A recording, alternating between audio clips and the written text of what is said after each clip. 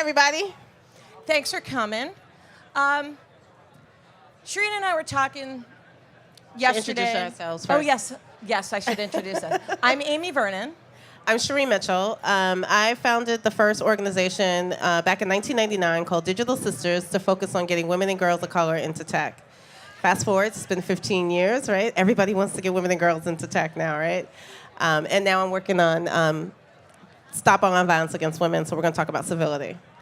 And I am Director of Audience Engagement for the Daily Dot, the hometown paper of the internet, but also am on the board of directors of Civility, a nonprofit dedicated to bringing civility to the internet. No big task. But so Shireen and I were talking the other day, just sort of getting prepared for today, and it occurred to us that before we can even really get to a real discussion of civility or radical civility or what that even means, there's a lot of other things that really need to be addressed. And it sort of crystallized to me as I was watching one of those videos of, where they have like the men reading the really mean tweets that women writers get online, and they're reading them out loud to the women who've gotten them, and suddenly it dawns on them like, wow, I knew that women are really abused online, but I had no idea how bad it really was. And then there are several women of color who I follow on Twitter and have gotten to know over the years. And in some of the discussions with them, I felt like I had that same aha moment of, wow, well, I knew like the abuse that they dealt with as a woman online, but there's this whole other layer of abuse that they're facing that it never really registered with me because I was seeing them as a woman as opposed to being a woman of color. So Shireen and I are having this conversation, and we realized, in order to get to a place where we really can talk about how we can relate online better and be more civil to each other, we have to start talking about these differences and how we need to start seeing each other as whole people and see all the parts of us. Yeah. And this, of course, is something that Shireen has worked on for a long time. So I'd like you to sort of kick off this part. Yeah, it's been really interesting because for me, I grew up here in New York City in the projects in Harlem, and I started with games as my entry point into tech, and I was actually told at that time that I could not get a job in the tech field, that I should not even consider it. And when I did finally get online, I started building I'm going to tell my age because I started building BBS boards. But in my approach to even getting online, one of the first things that would happen to me is that I would be harassed because there weren't that many women. I was a girl at the time, but it wasn't that many girls. And so that harassment was like a common thing. So what I would do back then is I would, anonymous was a woman. I would make myself anonymous. I would make sure I changed my gender in a way that I would not get me harassed. And so I wanted to hack. I just didn't want to do anything else but hack. So I basically said, well, I'll change my gender. I'll make sure there's no indication that you can determine my race. We're talking really early days. And so then I could hack and hack in peace. Well, you fast forward and you realize that even then, it was happening, but we weren't doing anything about it, and the crowds were so small. Now, with every piece of social media that we have, and every part of the world can get online at the same time, we have millions and millions of people, but we still haven't learned how to be civil with each other online. That's the part that's still missing, and we've never actually had that conversation and understood why that's an issue. I think I always thought, optimistically, once we got into social media, we'd be able to share all the different pieces and parts of ourselves, and we'd be able to understand each other better. And then, this whole kumbaya utopia online was what I thought we were going to eventually come to. And sadly, the truth is, we bring the same baggage of our cultural differences that we deal with every day online. So is it really different from what we experience in real life? Well, and in some ways, it can be worse because it's magnified by so many more people being there. Yeah. And on top of it, you have lots of different cultural attitudes, and just even in the United States, just different parts of the country, the way different people, behavioral patterns, and New Yorkers were rude, I hear, I don't know. Rude and busy, like we're moving too fast. Busy, yes. But so how can we start, as people who have been like working on this for a long time, how can we start getting, other people to start understanding this? Because I like to think of myself as a relatively civilized human being, and have lots of friends who of all races and religions and whatever. And even so, it wasn't until I had this aha moment where I started going deep into these Twitter discussions where it like really, really hit me what was happening to these people I knew and cared about, and had discussions about the issues of being female online. But I realized there was this whole other thing that I just wasn't, and so for someone like me, okay, so now I've seen that, and I'm addressing that more in my own, but not everybody has the opportunity to even see that or understands to see that. Or gets what they're seeing enough to do something about it, right? Like, what can they do? And I think that's what happens a lot online. It's like, I see this thing happening, but what do I do? I mean, the reality is, there is something you can do. You can say something about it. But the other problem that I don't think we've ever gotten to the bottom of is the way in which the technology was designed in the first place. Like the real challenges that we're faced with, and the reason why we're having what we're seeing now, I mean, the vitriol that we're seeing online is because we didn't, in the beginning, as we were designing and building these tools, build in the civility part of it, right? So now we're going backwards and saying, how do we get to being more civil online, since there's so many of us online? But the truth is, this intersection is about that lack of understanding between us, right? There's a piece, we share a piece, right? We share this gender thing that we hold together. But at the same time, I go out every day with this body, and people do some of the nastiest things in my face. So I go online, and they're doing the same things. So the challenge that we have is, how is it, that people think it's different when it's online. But the other part of it is that they don't realize it's not just me and you sitting here, right, with this one-on-one conversation. It's not just that one tweet that you're reading or understanding is happening as you're engaging it. There are thousands and thousands of those conversations. There are thousands and thousands of those tweets, those comments that come at me everywhere, all over online. Well, there was a really interesting point that you made the other day, and I think this sort of goes to this larger discussion, and it's the idea that when we talk about solutions to these problems, a lot of the discussions right now and the solutions are all about like how to stop online violence against women, right? For example, which is what I'm doing. Right. But it is that very fine point, and obviously, like,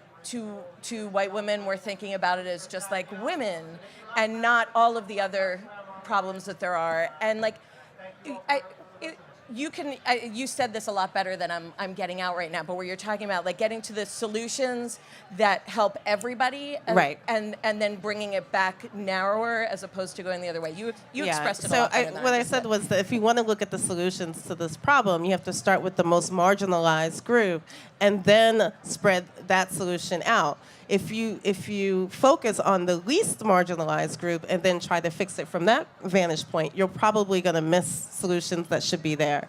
So what I think we've always done in the tech space in particular is that we've looked at it from a single view and not looking at it from these intersections of all the pieces. And I always say that, I feel that women of color in the tech space are the canaries in the coal mine, because if there's something that's going to happen that's going to be bad, or that you need to be prepared for with a brand or any kind of social engagement, that I promise you the women of color will see that coming before you even notice.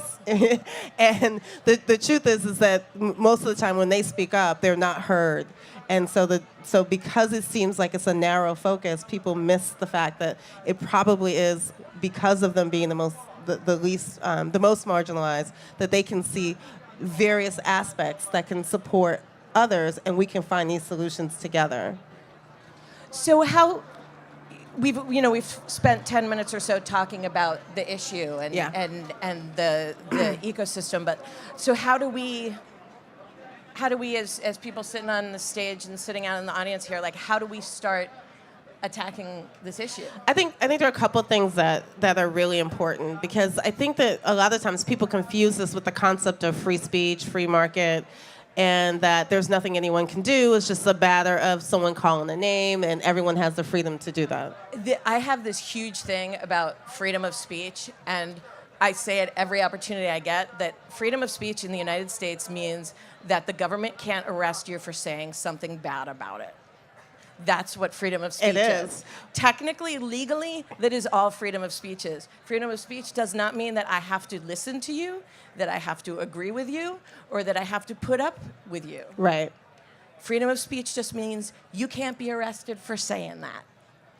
About the government. Yes. Not about me, about the government. Yes. And I think that people get confused about a lot of that. Yes. Because even when you see death threats, I mean, the problem is most people think it's just a simple name calling and just saying something that someone doesn't like. That when it gets changed to that version of the conversation, then that's when we start having a problem, because that's not what this is. Death threats are not free speech. You can't say them to me personally, and you can't say them online in any form or fashion. You can't cry fire in a crowded theater. Exactly. That's actually the exception to free speech in the United States. You can be arrested for yelling fire in a crowded theater and someone gets injured, you can be arrested. That's the exception to freedom of speech in the United States. And that's exactly the same thing. And the idea that people are like, well, it's just a death threat online. It doesn't really mean anything. Right. Oh, okay, I feel much better now. It actually does mean a lot. And we're seeing different ways in which not only these threats, the swatting, calling police, so you can be, attacked by, saying active shooter in the household when that's not the case, so the police can come and shoot into your home. There are so many pieces, which is also much more dangerous. Which is if way you're more a family dangerous of color, as opposed to, Oh, dangerous yeah. no matter what. But However, definitely if you're a family of color, for sure.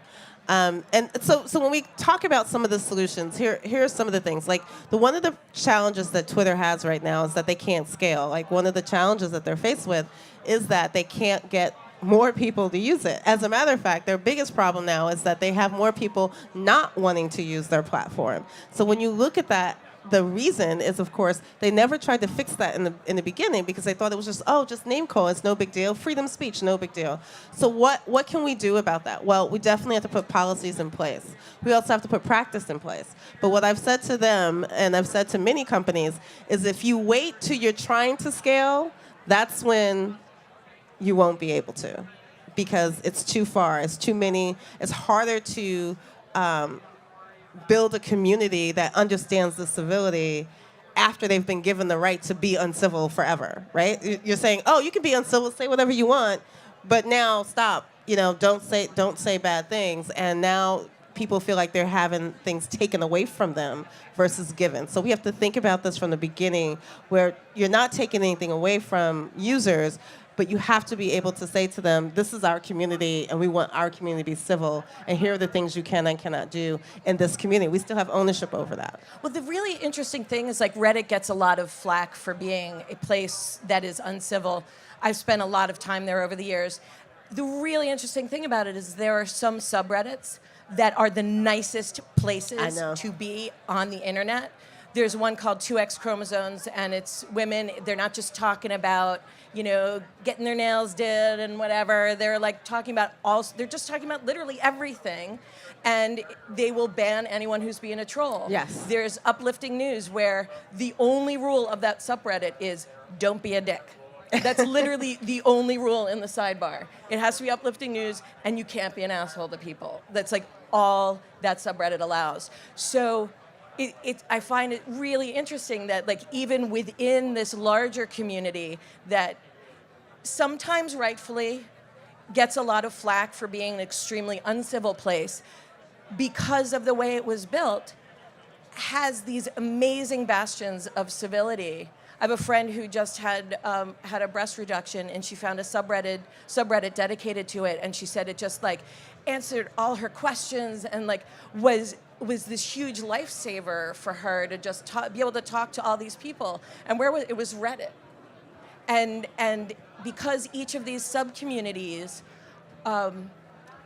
police themselves, Right, and make sure that everybody follows the rules, and if they don't, then they're kicked out. And like, you can't play here anymore. and we have a lot of people that don't like it when they get kicked out when they don't follow the rules, yeah. right? So they Yeah. will, we'll go through those And challenges. they'll build their own subreddit They'll that build makes their fun own. of the people who kicked them out. Yeah. So That's fine. They're allowed to do that. yes. So I guess so. The other solutions that when I think about this is that when we think about building these communities, when we think about it being inclusive, right, we have to make sure that we're paying attention to all the intersections of what that means. That means our culture, that means our gender, that means, people get to bring themselves in the door. The assumption is that when I show up, that I'm now all of a sudden the diversity candidate, right? But diversity is my life. That's something I do every single day. So it's not like I just all of a sudden showed up in a space that that was new to me because of the body that I'm walking in the door with. But the truth is that we all have those components. But it's also up to us. We can actually, like, the internet is us. Right? All the online engagement, everyone wants to call the person who's doing something bad a troll, but it's a person. There's a person behind that. And even the troll is a human being, right? So at the end of the day, it's still up to us to be more civil and more human and treat each other fairly in the space that we're in. And I know that that's hard for some people to understand, but each one of us actually has a role that we can play in that. I mean, I'm working on things including working with companies on policies. I'm working with legislators on policies.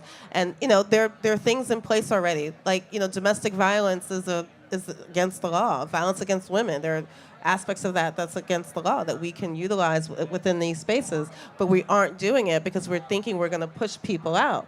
But the truth is, this is us. This is our society. So we all should be able to be in the space just as welcoming as the next person. I shouldn't want to come into a space like this and feel like I don't belong, and that's acceptable. Like that, I should accept walking into a place that I do not belong in. And a lot of the pushback is basically that piece. But I'm the kid from the projects in New York City, and I was in a space that I didn't belong in for I don't know how long now. I mean, I'm still here. So it doesn't, at the end of the day, it's up to us to make the changes that are necessary, and we can be radical in that change and push back. And I think that's the point. We talked about the idea of radical civility, and those two words don't sound like they really actually go together, but civility isn't about being polite. No. It isn't about being nice for the sake of being nice. It is about treating people like they're people. And sometimes people need to have a little reality handed to them. Yeah. But that's, I feel like all the conversations around civility are caught up with the idea of politeness, and it just... It's a PC, the whole Yes. PC. I mean, there's a man out here who's been using the whole PC to say the most vile and ugliest things to and about other people, and yet he's still on Twitter, and there's a rapper who's been taken off while, clearly the same interactions are going on. But what I want to say is that we are the ugliness we see online is us. We need to accept that as a part of our reality. We also need to be able to, as a bystander, you see something happening, say something. See something, say something. There are so many rules that can be easily used just for us on a daily basis. So at the end of the day, it's not about trolls. It's not about being nice. It's just about treating people as human beings, even if you have to have a difficult conversation. Yep. Well, thank you all for listening to us today. I know we just went over a little bit, but thank you so much for coming. Thanks, everybody.